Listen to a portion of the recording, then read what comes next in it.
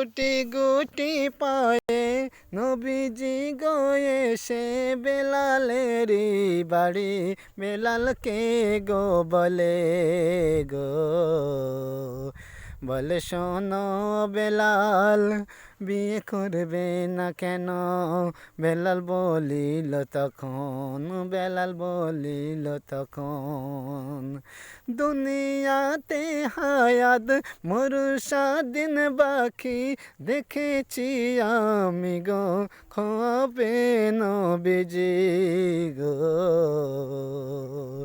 নবীজির বলেন তখন, ও নবী শোনো মন, আমি দেখতে কালো, আমার ঠোঁট না ভালো, কে করিবে আমার বিয়ে?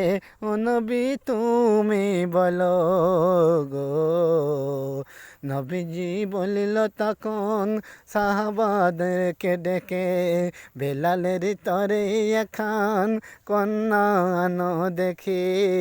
সাহাবারা গেল তখন, এলো হাজার হাজার কন্যা তখন, লাইনে দাঁড়িয়ে গেল, শুনিল গো যখন বেলালের হায়াত 4 দিন বাকি গো।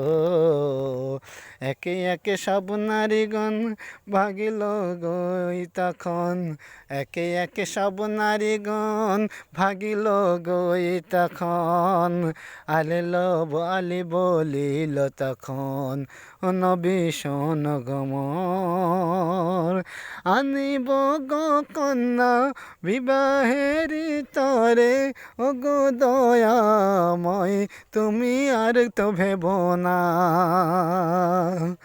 খুঁজিতে গেল যখন, প্রথম দিন পার হইল তখন, কন্যা না মেলে তখন গো।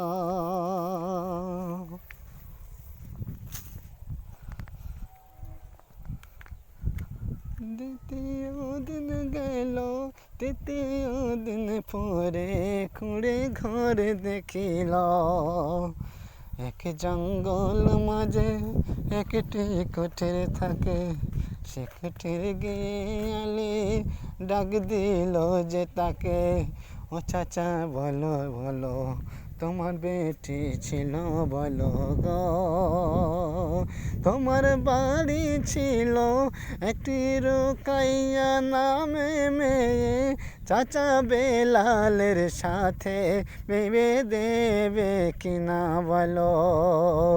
চাচা বলিল তখন, নবীর প্রেমে পাগল, বেলালের বিয়ের তরে রাজি হইল তখন। শুনিল গো যখন আজ রাত 12টায় বেলাল ইন্তেকাল হবে, চাচা মানিল না তখন গো। ঘর হতে রুকায়া এসে বলে আব্বাজান, ঘর হতে রুকায়া এসে বলে আব্বাজান, বিয়ে করিব আমি ওই বেলালকে জানি গো, যে বেলাল নবীর তরে কত অত্যাচার